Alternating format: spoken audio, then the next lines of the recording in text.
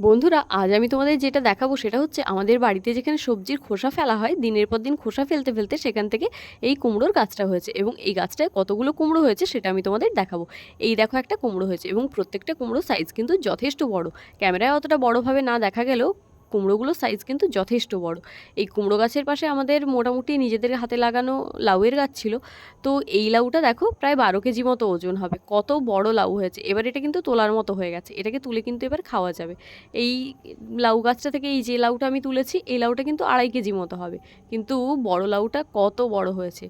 এবার চলো দেখি কুমড়ো আর কোথায় কোথায় আছে। এই দেখো, একটা কুমড়ো হয়েছে। কুমড়ো গাছের গোড়াটা রিসেন্ট আমাদের পরিষ্কার করা হয়েছে।